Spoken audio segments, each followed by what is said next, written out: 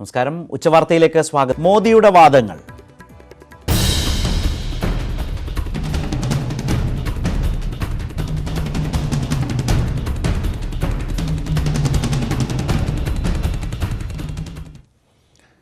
രാഹുൽ ഗാന്ധി എന്തുകൊണ്ട് അമേഠിയിൽ നിന്ന് വയനാട്ടിലേക്ക് പോകുന്നു എന്നത് ചർച്ച ചെയ്യപ്പെടണമെന്ന് പ്രധാനമന്ത്രി Narendra Modi. News 18 group editor in chief Rahul ജോഷിക്ക് നൽകിയ അഭിമുഖത്തിലാണ് പ്രധാനമന്ത്രിയുടെ ചോദ്യം. राहुल गांधी का दूसरी दो जगह से लड़ना कैसे देखते हैं? वायनाड से उन्होंने लड़ने का फैसला लिया है. कोई भी 2 सीटें लड़ने का संविधान में व्यवस्था है, लड़ सकता है. कोई 2 सीट पे लड़े कोई बुरा चीज है ऐसा मैं नहीं मानता हूं.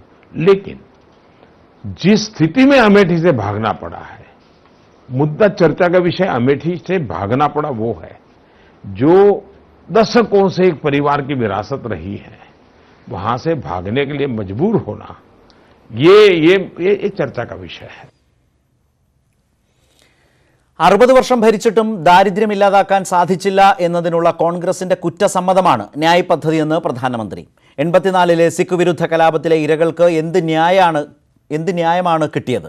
ഭോപ്പാൽ വാതക ചോർച്ചയുടെ ഇരകൾക്ക് ന്യായം കിട്ടിയോ?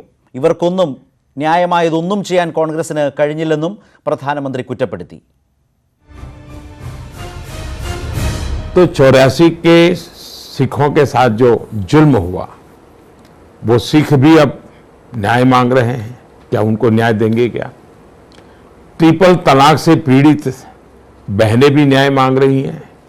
क्या ये कांग्रेस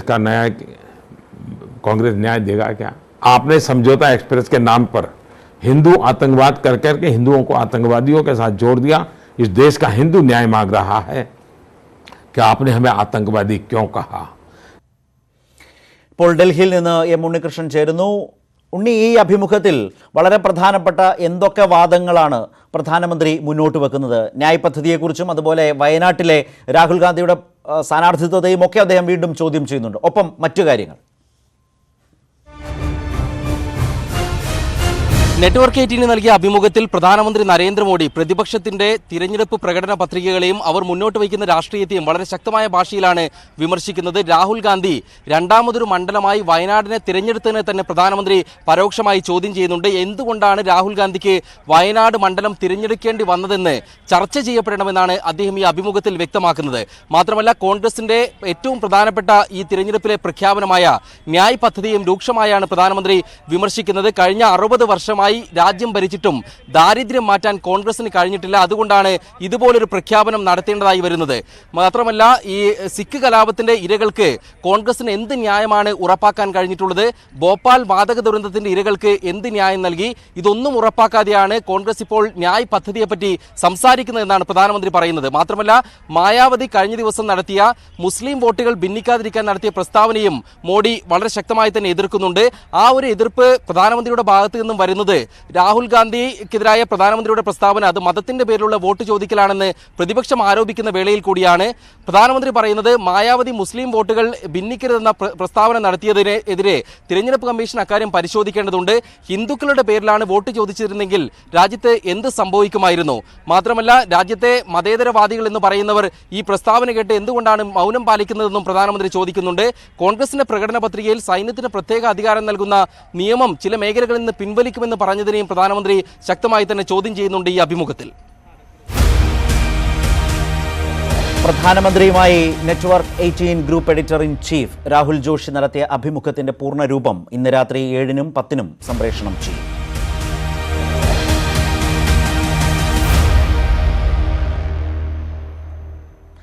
പ്രതിപക്ഷത്തിനെതിരായ പ്രധാനമന്ത്രിയുടെ വിമർശനം മുഖവിലക്കെടുക്കുന്നില്ലെന്ന് കോൺഗ്രസ്. ഭരണപരാജയം മറച്ചുവെക്കാനാണ് പ്രധാനമന്ത്രി ശ്രമിക്കുന്നതെന്നും കോൺഗ്രസ് വക്താവ് PC ചാക്കോ പ്രതികരിച്ചു.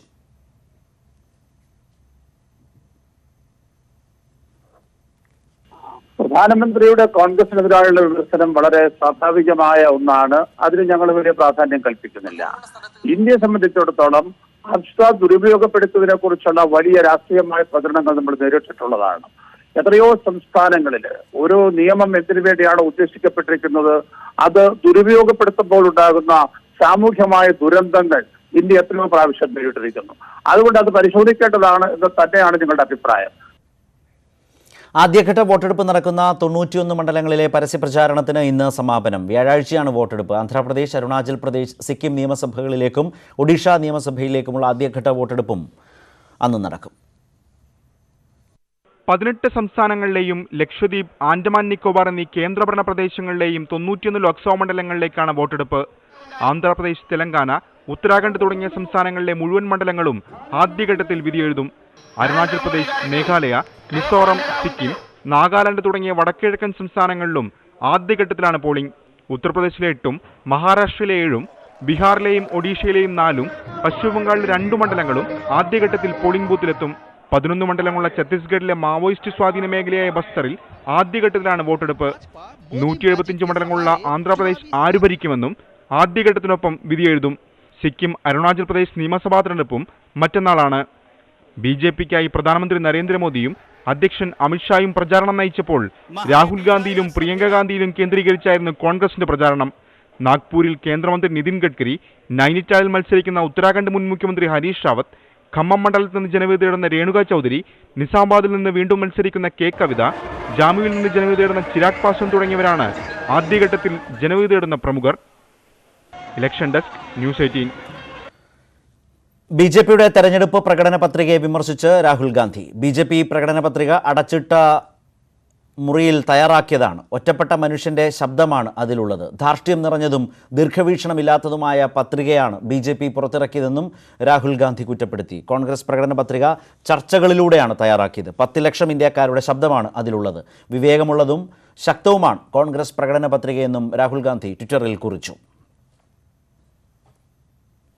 രാഷ്ട്രീയ നേതാക്കൾക്കെതിരായ ആദായനികുതി വകുപ്പിന്റെ റെയ്ഡിൽ വിശദീകരണം തേടി കേന്ദ്ര തെരഞ്ഞെടുപ്പ് കമ്മീഷൻ. പ്രതിപക്ഷ പാർട്ടി നേതാക്കളുടെ വീടുകളിൽ റെയ്ഡ് നടക്കുന്നതിനിടെയാണ് കമ്മീഷൻ നടപടി. കേന്ദ്ര റവന്യൂ സെക്രട്ടറിയെയും പ്രത്യക്ഷ നികുതി ബോർഡ് ചെയർമാനെയും തെരഞ്ഞെടുപ്പ് കമ്മീഷൻ വിളിച്ചുവരുത്തി.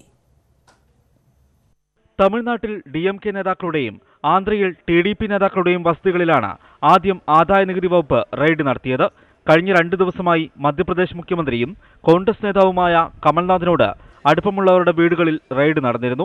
റെയ്ഡിനെതിരെ വിമർശനവുമായി കോൺഗ്രസ് ഉൾപ്പെടെയുള്ള പാർട്ടികൾ രംഗത്ത് വന്നു. ഈ സാഹചര്യത്തിലാണ് തെരഞ്ഞെടുപ്പ് കമ്മീഷൻ കേന്ദ്ര റവന്യൂ സെക്രട്ടറിയെയും പ്രത്യക്ഷ നികുതി ബോർഡ് ചെയർമാനെയും വിളിച്ചു വരുത്തിയത്. റെയ്ഡ് നിഷ്പക്ഷമാണെന്നും രാഷ്ട്രീയ വ്യത്യാസങ്ങൾ ഇല്ലെന്നുമാണ് ആദായനികുതി വകുപ്പിന്റെ വിശദീകരണം. തെരച്ചിലിന്റെയും അന്വേഷണത്തിന്റെയും വിവരങ്ങൾ ഉദ്യോഗസ്ഥർ കമ്മീഷനെ ധരിപ്പിച്ചു. കമൽനാഥുമായി ബന്ധപ്പെട്ടവരിൽ നിന്ന് കണക്കിൽപ്പെടാത്ത 14 കോടി രൂപ പിടിച്ചെടുത്തെന്നാണ് ആദായനികുതി വകുപ്പിന്റെ വിശദീകരണം. എന്നാൽ ഇതിനു പിന്നിൽ ദുരുദ്ദേശമുണ്ടെന്നാണ് കോൺഗ്രസ് ആരോപണം. ന്യൂസ് 18, ഡൽഹി.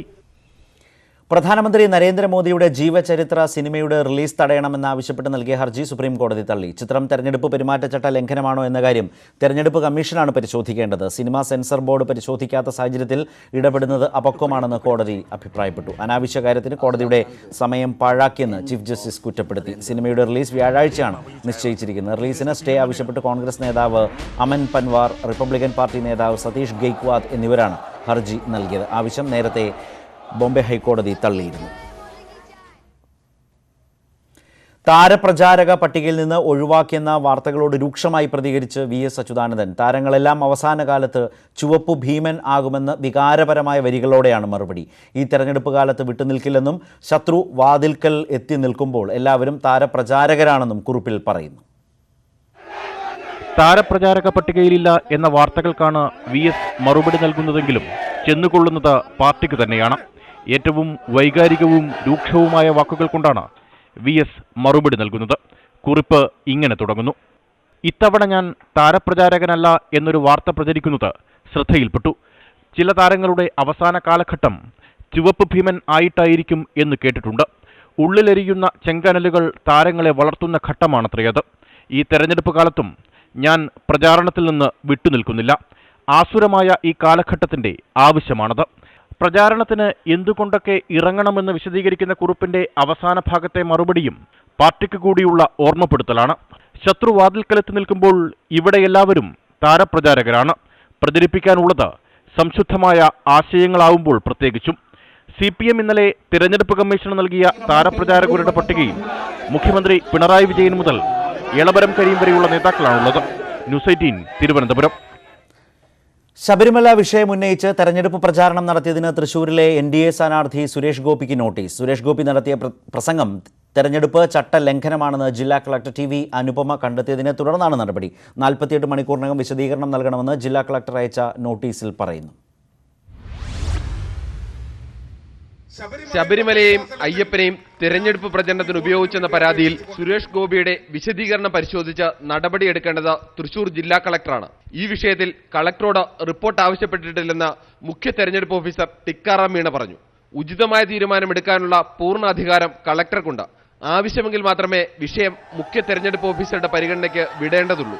നടപടിയെടുത്ത ശേഷം ഇതു സംബന്ധിച്ച് റിപ്പോർട്ട് നൽകുകയാണ് സാധാരണ രീതിയെന്നും ടിക്കാറാം മീണ പറഞ്ഞു. പ്രസംഗ പരാമർശങ്ങളിലെവിടെയും ചട്ടം ലംഘിച്ചിട്ടില്ലെന്നാണ് BJPയുടെയും സുരേഷ് ഗോപിയുടെയും നിലപാട്. ജില്ലാ കളക്ടർ TV അനുപമയ്ക്ക് ഇന്നലെ നൽകിയ വിശദീകരണക്കുറിപ്പിൽ സുരേഷ് ഗോപി ആരോപണങ്ങൾ നിഷേധിക്കുന്നു.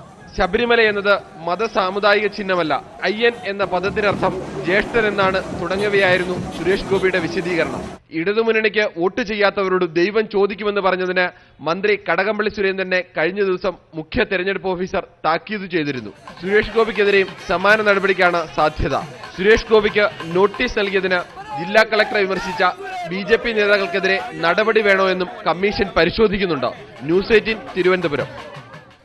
MK രാഘവനെതിരെ വീണ്ടും പരാതിയുമായി LDF തെരഞ്ഞെടുപ്പ് കമ്മീഷനെ സമീപിച്ചു. റവന്യൂ റിക്കവറി നേരിടുന്ന വിവരം നാമനിർദ്ദേശ പത്രികയിൽ നിന്നും മറച്ചുവെച്ചുവെന്നാണ് ആരോപണം. രാഘവനെ അയോഗ്യനാക്കണമെന്നും പരാതിയിൽ ആവശ്യപ്പെടുന്നു. രാഘവനെതിരെ ഒളിക്യാമറ വിവാദത്തിൽ ഹിന്ദി വാർത്താ ചാനൽ സംഘത്തിൽ നിന്ന് 3 ദിവസത്തിനുള്ളിൽ തെളിവുകൾ ശേഖരിക്കും. ഇരിക്കൂർ പെരുമണ്ണിനുള്ളിലെ അഗ്രികോ പ്രോഡക്റ്റ് PRVT സൊസൈറ്റിയിൽ രാഘവന് 29 കോടിയിൽ പരം രൂപയുടെ ബാധ്യതയാണുള്ളത്. ഈ ബാധ്യതയിൽ റവന്യൂ റിക്കവറി നടപടികൾ നേരിട്ട വേളയിൽ രാഘവന് അനുകൂലമായി സ്റ്റേ ലഭിച്ചു. സ്റ്റേ കാലാവധി കഴിഞ്ഞ മാസം 31-ന് അവസാനിച്ചു. ഇതോടെ വീണ്ടും റവന്യൂ റിക്കവറി നടപടികൾക്ക് വിധേയനായി. എന്നാൽ ഈ വിവരങ്ങൾ നാമനിർദ്ദേശ പത്രികയിൽ മറച്ചുവെച്ചെന്നാണ് LDFന്റെ പരാതി. ഗുരുതരമായ തെരഞ്ഞെടുപ്പ് പെരുമാറ്റച്ചട്ട ലംഘനമാണ്. ഇദ്ദേഹം ഒരു ലോകസഭാ അംഗമെന്നുള്ള നിലയിൽ അദ്ദേഹത്തിന് ഈ ഒരൊറ്റ കാരണം തുടരാൻ വേണ്ടി പറ്റാത്ത സ്ഥിതിയുമാണുള്ളത്. അപ്പോൾ തെരഞ്ഞെടുപ്പ് പെരുമാറ്റച്ചട്ട ലംഘനം നടത്തുന്നു, തുടർച്ചയായി ആളുകളെ വഞ്ചിക്കുന്ന നിലപാടെടുക്കുന്നത് വളരെ ഗൗരവമാണ്. UDF കേന്ദ്രങ്ങളിൽ നിന്നാണ് വിവരങ്ങൾ കിട്ടിയതെന്നും മുഹമ്മദ് റിയാസ് പറഞ്ഞു. പരാതി പരിശോധിച്ച് രാഘവനെ അയോഗ്യനാക്കണമെന്നാണ് LDFന്റെ ആവശ്യം. നാമനിർദ്ദേശ പത്രികയിൽ എല്ലാ വിവരങ്ങളും നൽകിയിട്ടുണ്ടെന്നും കൂടുതൽ പ്രതികരിക്കാനില്ലെന്നുമാണ് MK രാഘവൻ പ്രതികരിച്ചത്. കോഴ ആരോപണത്തിൽ അന്വേഷണം നേരിടുന്നതിനിടയിലാണ് രാഘവനെതിരെ വീണ്ടും പരാതി ഉയർന്നിരിക്കുന്നത്. ഒളിക്യാമറ വിവാദത്തിൽ ഹിന്ദി വാർത്താ ചാനൽ സംഘത്തിൽ നിന്ന് 3 ദിവസത്തിനുള്ളിൽ തെളിവുകൾ ശേഖരിക്കും. അന്വേഷണവുമായി സഹകരിക്കാമെന്ന് ചാനൽ മേധാവി പോലീസിനെ അറിയിച്ചിരുന്നു. ന്യൂസ് 18 കോഴിക്കോട്. സിസ്റ്റർ അഭയ വധക്കേസിൽ ഫാദർ തോമസ് കോട്ടൂരും സിസ്റ്റർ സെഫിയും വിചാരണ നേരിടണം. ഇരുവരും നൽകിയ പുനഃപരിശോധനാ ഹർജി ഹൈക്കോടതി തള്ളി. 4ാം പ്രതി KT മൈക്കിളിനെ പ്രതിസ്ഥാനത്ത് നിന്ന് ഒഴിവാക്കി. 2ാം പ്രതി ഫാദർ ജോസ് പുത്രക്കയിലിനെ വെറുതെ വിട്ട നടപടി കോടതി ശരിവെച്ചു. കേസിലെ 1-ാം പ്രതി ഫാദർ തോമസ് കോട്ടൂരും 3-ാം പ്രതി സിസ്റ്റർ സെഫിയും നൽകിയ പുനഃപരിശോധനാ ഹർജി തള്ളിയാണ് രണ്ടുപേരും വിചാരണ നേരിടണമെന്ന് കോടതി ഉത്തരവിട്ടത്. കേസിൽ നിന്നും ഒഴിവാക്കണമെന്ന 4-ാം പ്രതി മുൻ ക്രൈംബ്രാഞ്ച് SP KT മൈക്കിളിന്റെ ഹർജി കോടതി അനുവദിച്ചു. മൈക്കിളിനെതിരെ നിലവിൽ തെളിവുകളില്ല, പക്ഷേ വിചാരണ വേളയിൽ ആവശ്യമെങ്കിൽ പ്രതി ചേർക്കാമെന്നും കോടതി വ്യക്തമാക്കി. 2-ാം പ്രതി ജോസ് പുതൃക്കയിലിനെ പ്രതിസ്ഥാനത്ത് നിന്ന് ഒഴിവാക്കിയ നടപടി കോടതി ശരിവെച്ചു. പുതൃക്കയിലിനെ ഒഴിവാക്കിയതിനെതിരായി ജോമോൻ പുത്തൻപുരയ്ക്കൽ സമർപ്പിച്ച ഹർജി തള്ളിയാണ് വിധി. വിധിക്കെതിരെ അപ്പീൽ നൽകുമെന്ന് ജോമോൻ പുത്തൻപുരയ്ക്കൽ പറഞ്ഞു. 2-ാം പ്രതിയെ വിട്ടതിനെതിരെ പുതൃക്ക വിട്ടതിനെതിരെ വിചാരണ കൂടാതെ വിടാൻ പാടില്ല, സുപ്രീം കോടതി അപ്പീൽ കൊടുക്കുന്നതാണ്. 1992 മാർച്ച് 27-നാണ് കോട്ടയത്തെ പയസ് 10th കോൺവെന്റിലെ കിണറ്റിൽ സിസ്റ്റർ അഭയയുടെ മൃതദേഹം കണ്ടെത്തിയത്. ആത്മഹത്യയെന്ന് പോലീസ് എഴുതിത്തള്ളിയ കേസ് കൊലപാതകമെന്ന് CBI കണ്ടെത്തുകയായിരുന്നു. കേസിൽ പ്രതികളായ വൈദികരും കന്യാസ്ത്രീയും 1.5 മാസത്തോളം ജയിലിൽ കഴിഞ്ഞിരുന്നു. News 18 Kochi. Bishop Franco Mulakkal കന്യാസ്ത്രീയെ പീഡിപ്പിച്ച കേസിൽ കുറ്റപത്രം ഇന്ന് കോടതിയിൽ സമർപ്പിക്കും. ബലാത്സംഗവും പ്രകൃതി വിരുദ്ധ പീഡനവും ഉൾപ്പെടെ 5 വകുപ്പുകൾ ചുമത്തിയാണ് കുറ്റപത്രം. കേസിൽ കർദിനാൾ ജോർജ് ആലഞ്ചേരി ഉൾപ്പെടെ 83 സാക്ഷികളുണ്ട്. കുറ്റപത്രത്തോടൊപ്പം 101 രേഖകളും തെളിവുകളും ഹാജരാക്കും. പാലാ 1-ാം ക്ലാസ് മജിസ്ട്രേറ്റ് കോടതിയിലാണ് കുറ്റപത്രം സമർപ്പിക്കുക. നടിയെ ആക്രമിച്ച കേസിൽ ദിലീപിനെതിരെ ഇപ്പോൾ കുറ്റം ചുമത്തില്ലെന്ന് സർക്കാർ സുപ്രീം കോടതിയെ ഇക്കാര്യം അറിയിച്ചു. ഇക്കാര്യത്തിൽ പ്രതിഭാഗവുമായി ധാരണയായിട്ടുണ്ട്. ഈ ധാരണ നാളെ വിചാരണ കോടതിയെ അറിയിച്ച് കേസ് മാറ്റിവെക്കണമെന്ന് ആവശ്യപ്പെടുമെന്നും സർക്കാർ വ്യക്തമാക്കി. കുറ്റം ചുമത്തൽ സ്റ്റേ ചെയ്യണമെന്ന ദിലീപിന്റെ ഹർജി മെയ് 1 പരിഗണിക്കാനായി മാറ്റി. ശ്വാസകോശ സംബന്ധമായ അസുഖങ്ങളെ തുടർന്ന് ചികിത്സയിൽ കഴിയുന്ന KM മാണിയുടെ ആരോഗ്യനില മെച്ചപ്പെട്ടു. ഹൃദയത്തിന്റെ പ്രവർത്തനവും രക്തസമ്മർദ്ദവും സാധാരണ നിലയിലായെന്ന് അദ്ദേഹത്തിന്റെ ചികിത്സയ്ക്ക് മേൽനോട്ടം വഹിക്കുന്ന ഡോക്ടർ മോഹൻ മാത്യു അറിയിച്ചു. ശ്വാസകോശത്തിലെ അണുബാധയ്ക്കും കുറവുണ്ടായിട്ടുണ്ട്. കഴിഞ്ഞ 48 മണിക്കൂർ KM മാണിയെ ചികിത്സിക്കുന്ന ഡോക്ടർമാരും കുടുംബാംഗങ്ങളും ഒന്നടങ്കം ആശങ്കയുടെ മുൾമുനയിലായിരുന്നെങ്കിലും ഇന്ന് രാവിലെയോടെ ലഭിച്ചത് പ്രതീക്ഷയുടെ സൂചനകൾ. ഉപകരണങ്ങളുടെ സഹായമില്ലാതെ തന്നെ ശ്വസിക്കാൻ തുടങ്ങി. രക്തസമ്മർദ്ദവും നാഡീമിടിപ്പുമെല്ലാം മരുന്നുകളുടെ സഹായമില്ലാതെ തന്നെ സാധാരണ നിലയിൽ നിലനിൽക്കുന്നു. ചെറിയ തോതിൽ ന്യൂമോണിയ ഉണ്ടെങ്കിലും ഇത് കൂടുന്നില്ല. ശ്വാസകോശത്തിലെ അണുബാധയ്ക്കും കുറവ് വന്നു. ട്യൂബുകളിലൂടെ ഭക്ഷണം നൽകുന്നുണ്ട്. ഇതെല്ലാം ശുഭസൂചനകളാണെന്നാണ് വിദഗ്ധ ഡോക്ടർമാരുടെ സംഘത്തിന്റെ വിലയിരുത്തൽ. മാണി സാർ ഇന്നലത്തെക്കാട്ടിലും ഒത്തിരി ബെറ്ററായി. ഇന്ന് രാവിലെ വിളിച്ചിട്ട് he is been responding. This is the first improvement of this nature that we have seen in the last 48 hours. വൃക്കകളുടെ പ്രവർത്തനം തകരാറിലായതിനാൽ ഡയാലിസിസ് തുടരുന്നുണ്ട്. അതിനിടെ Kerala Congress am working chairman PJ Joseph ആശുപത്രിയിലെത്തി അദ്ദേഹത്തെ സന്ദർശിച്ചു. ഞാൻ കണ്ടു, മണിസാറെന്ന് വിളിച്ചു, എന്നെ മനസ്സിലായത്. ആരോഗ്യനിലയിൽ പുരോഗതിയുണ്ടെങ്കിലും തീവ്രപരിചരണ വിഭാഗത്തിൽ ഡോക്ടർമാരുടെ നിരീക്ഷണത്തിൽ തന്നെ തുടരും. കൂടുതൽ നേതാക്കളും പ്രവർത്തകരും ആശുപത്രിയിൽ എത്തുന്നുണ്ടെങ്കിലും സന്ദർശകർക്ക് നിയന്ത്രണം ഏർപ്പെടുത്തിയിട്ടുണ്ട്. ന്യൂസ് 18 കൊച്ചി. കിഫ്ബി മസാല ബോണ്ട് വിവാദത്തിൽ മുഖ്യമന്ത്രിക്കെതിരെ ഗുരുതര ആരോപണങ്ങളുമായി വീണ്ടും പ്രതിപക്ഷ നേതാവ്. ലാവലിൻ കമ്പനിയുമായി വീണ്ടും ബന്ധം ഉണ്ടാക്കിയതിലൂടെ എത്ര രൂപ കമ്മീഷൻ കിട്ടിയെന്ന് മുഖ്യമന്ത്രി വ്യക്തമാക്കണമെന്ന് രമേശ് ചെന്നിത്തല ആവശ്യപ്പെട്ടു. വിവാദങ്ങൾ ഉണ്ടായാലും പദ്ധതിയിൽ നിന്ന് പിന്നോട്ടില്ലെന്ന് മുഖ്യമന്ത്രിയും പറഞ്ഞു. മസാല ബോണ്ട് വിവാദത്തിൽ രമേശ് ചെന്നിത്തല ആരോപണങ്ങൾ കടുപ്പിക്കുകയാണ്. ബോണ്ട് വിപണിയിലെത്തുന്നതിന് മുമ്പേ തന്നെ കനേഡിയൻ കമ്പനി എങ്ങനെ അറിഞ്ഞു എന്നതാണ് പ്രതിപക്ഷ നേതാവിൻ്റെ ചോദ്യം. മുഖ്യമന്ത്രിയുടെ കൂട്ടുപ്രതിയുമായി വളഞ്ഞ വഴിയിൽ വീണ്ടും ബന്ധമുണ്ടാക്കിയതിലൂടെ എത്ര രൂപ കമ്മീഷൻ കിട്ടി? വിഷയം മന്ത്രിസഭ ചർച്ച ചെയ്തു. ഘടകകക്ഷികൾ നിലപാട് വ്യക്തമാക്കണമെന്നും പ്രതിപക്ഷ നേതാവ് ആവശ്യപ്പെടുന്നു. സംസ്ഥാനത്തെ ജനങ്ങളുടെ നികുതിപ്പണം കൊണ്ട് 7000 കോടി രൂപയുടെ ബാധ്യത ഉണ്ടാക്കി വെക്കുന്ന ഈ നടപടിയെ എങ്ങനെ അംഗീകരിക്കാൻ കഴിയും? ഇപ്പോഴാണ് 7000, ഇനിയും കൂടും. അപ്പോൾ ഇതെല്ലാവരും അറിയണം, സുതാര്യമാകണം, ജനങ്ങളോട് പറയണം. കിഫ്ബിയുടെ നേട്ടങ്ങൾ എണ്ണിപ്പറഞ്ഞാണ് മുഖ്യമന്ത്രി ആരോപണങ്ങളെ ചെറുക്കുന്നത്. ബോണ്ട് വിൽപ്പനയിലെ ലാവലിൻ ബന്ധം ആരോപിച്ചുള്ള പ്രതിപക്ഷ നീക്കത്തെ മുഖ്യമന്ത്രി പ്രതിരോധിക്കുന്നത് ഇങ്ങനെ. പ്രതിപക്ഷ നേതാവടക്കം അതിനെതിരെ പ്രതികരണം എല്ലാം പൊളിഞ്ഞു. ഇന്ന് മാധ്യമങ്ങൾ തന്നെ കൃത്യമായി പറഞ്ഞിട്ടുണ്ട് എന്താണ് വസ്തുതകൾ. അതുകൊണ്ട് ഞാൻ കൂടുതൽ ആ കാര്യത്തിലേക്ക് പോകുന്നില്ല. എന്താ പറഞ്ഞത്? അവരാർക്കൊക്കെ വായ്പ കൊടുത്തു നമ്മൾ പോയി പരിശോധിക്കണം എന്നാണ്. എന്തൊരു തരം വാദഗതിയാണെന്ന് നോക്കണം. മസാല ബോണ്ടിൽ നിക്ഷേപം നടത്തുന്നതുമായി ബന്ധപ്പെട്ട് SNC Lavalin company director Eric Siegel കേരളത്തിലെത്തിയെന്ന് പ്രതിപക്ഷ നേതാവ് ആരോപിച്ചിരുന്നു. എന്നാൽ കിഫ്ബി CEO KM എബ്രഹാം ഈ വാദം തള്ളി. കാനഡയിലെ CDPQ കമ്പനി ഉദ്യോഗസ്ഥനാണ് ചർച്ച നയിച്ചതെന്നതാണ് കിഫ്ബിയുടെ വിശദീകരണം. ന്യൂസ് 18 തിരുവനന്തപുരം. കാളികാവിൽ പോഷകാഹാരവും പരിചരണവും ലഭിക്കാതെ ദുരിതത്തിലായ 3.5 വയസ്സുകാരി ഏറ്റെടുക്കാൻ വീട്ടുകാർക്ക് താൽപ്പര്യമില്ലെന്ന് ചൈൽഡ് ലൈൻ. കുട്ടിയുടെ സംരക്ഷണം ശിശു സംരക്ഷണ സമിതി ഏറ്റെടുത്തേക്കും. കുട്ടിയുടെ ആരോഗ്യസ്ഥിതി പരിശോധിക്കാൻ മെഡിക്കൽ സംഘത്തെ നിയോഗിക്കണമെന്നും CWC ആവശ്യപ്പെട്ടു. ജന്മം നൽകിയ അമ്മ പോലും കൈയൊഴിയുകയാണ് ഈ കുരുന്നിനെ. വീട്ടിലെ വേണ്ടാത്ത കുട്ടിയായതിനാൽ തന്നെയാണ് അമ്മയുടെ അമ്മ കുട്ടിയെ പരിചരിക്കാതിരുന്നതും ഉപദ്രവിച്ചിരുന്നതും. കുട്ടിക്ക് പോഷകാഹാരക്കുറവുണ്ടെന്നും പരിശോധനയിൽ കണ്ടെത്തി. ജീവന് അപകടമില്ലെങ്കിലും തുടർ ചികിത്സകളും മികച്ച പരിചരണവും ആവശ്യമാണ്. ഇതിനായി പ്രത്യേക മെഡിക്കൽ സംഘത്തെ നിയോഗിക്കണം. ഇക്കാര്യം CWC DMOയ്ക്ക് മുമ്പാകെ അവതരിപ്പിച്ചിട്ടുണ്ട്. ഒരു മെഡിക്കൽ അറ്റൻഷനാണ് ഈ കുട്ടികൾക്ക് ആവശ്യം. ഇവർക്ക് മാൽന്യൂട്രീഷൻ ഉണ്ടോ, കുറേ ദിവസങ്ങളായിട്ട് ഭക്ഷണം കഴിക്കാത്തൊരു സാഹചര്യം ഉണ്ടായിട്ടുണ്ട്.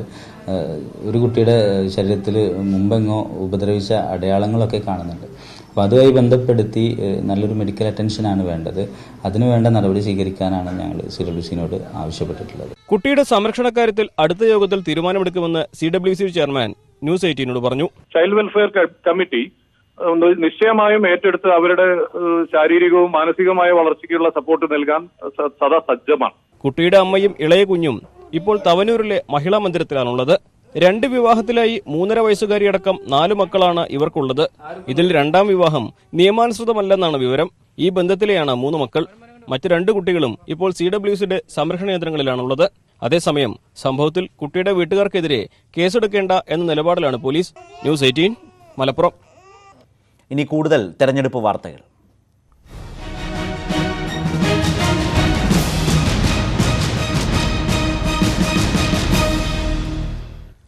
വാശിയേറിയ പോരാട്ടം നടക്കുന്ന കണ്ണൂരിൽ ഇപ്പോൾ ചർച്ചാ വിഷയം ഒരു വീഡിയോയാണ്. കെ സുധാകരൻ BJPയിൽ പോകുമെന്ന CPM പ്രചാരണത്തിനുള്ള UDFന്റെ മറുപടി വീഡിയോയാണ് തർക്ക വിഷയം. സ്ഥാനാർത്ഥി BJPയിലേക്ക് പോകില്ലെന്ന് പരസ്യം ചെയ്യേണ്ട ഗതികേടിലാണ് കോൺഗ്രസ് സ്ഥാനാർത്ഥികളെന്ന് മുഖ്യമന്ത്രി പിണറായി വിജയൻ പരിഹസിച്ചു.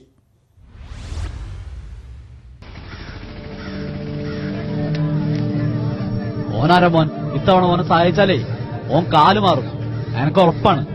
നവമാധ്യമങ്ങളിലെ സജീവ ചർച്ചാ വിഷയമാണ് ഇപ്പോൾ ഈ വീഡിയോ. KPCC വർക്കിംഗ് പ്രസിഡന്റായ കണ്ണൂരിലെ UDF സ്ഥാനാർത്ഥി കെ സുധാകരൻ BJPയിൽ പോകില്ലെന്നാണ് വീഡിയോ പറയുന്നത്. കെ സുധാകരൻ പാർട്ടി മാറുമെന്ന CPM ആരോപണം ശക്തമായതോടെയാണ് ഈ വീഡിയോ പുറത്തിറക്കിയത്. ഏടാ കുഞ്ഞാണ്ടി, ഓനെയുമ്പോൾ കണ്ണൂർകാർ ഇന്നും നിലം കണ്ടു തുടങ്ങിയതല്ല. വിരിഞ്ഞിന്നപ്പോ ഓനാ പൂ പറിക്കാൻ പോയില്ല, പിന്നെയാണിപ്പോ ബാഡിപ്പ. എന്നാൽ സ്ഥാനാർത്ഥികൾ BJPയിലേക്ക് പോകില്ലെന്ന് പരസ്യം ചെയ്യേണ്ടുന്ന ഗതികേടിലാണ് കോൺഗ്രസ് എന്ന് CPM ആക്ഷേപിക്കുന്നു. എന്ത് വിശ്വാസ്യതയാണ് കോൺഗ്രസ് സ്ഥാനാർത്ഥികൾക്കുള്ളതെന്ന് മുഖ്യമന്ത്രി പിണറായി വിജയൻ ചോദിച്ചു. ആ പരസ്യം എന്താണ്? ഈ സ്ഥാനാർത്ഥി BJPയിലേക്ക് പോകില്ല. എന്തൊരു ഗതികേടാണെന്ന് നോക്കണം. ഇങ്ങനൊരു പാർട്ടിയെ കാണാൻ പറ്റുമോ? ഇങ്ങനെ പറയേണ്ട ഗതികേടിൽ ഓരോ സ്ഥാനാർത്ഥിയും എത്തിയിരിക്കുകയാണ്. അതേസമയം കണ്ണൂരുകാർക്ക് സുധാകരനിലുള്ള വിശ്വാസമാണ് വീഡിയോ കാട്ടുന്നതെന്നാണ് UDF വാദം. വീഡിയോയിൽ ഇറച്ചിവെട്ടുകാരെ അപമാനിക്കുന്നുവെന്ന ആരോപണവും ശക്തമാണ്. എന്നാൽ ചെഗുവര ചിത്രവും പച്ചയിറച്ചി വെട്ടുന്നവരെന്ന പരാമർശവും CPMനെ ഉദ്ദേശിച്ചാണെന്നാണ് UDF മറുപടി. എന്തായാലും സ്ഥാനാർത്ഥി BJPയിലേക്ക് പോകുമോ എന്ന ചർച്ച കണ്ണൂരിൽ സജീവമാണെന്ന് ഈ വീഡിയോയിലൂടെ UDFും സമ്മതിക്കുന്നു. Election desk news 18. ന്യൂസ് 18 നേതാ ആപ്പ് സർവേ.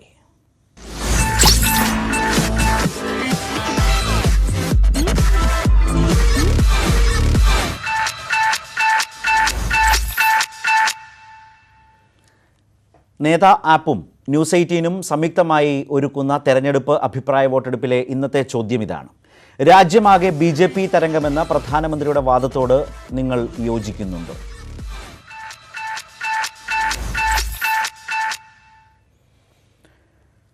ഉച്ചവാർത്ത പൂർണ്ണമാവുകയാണ്. നമസ്കാരം.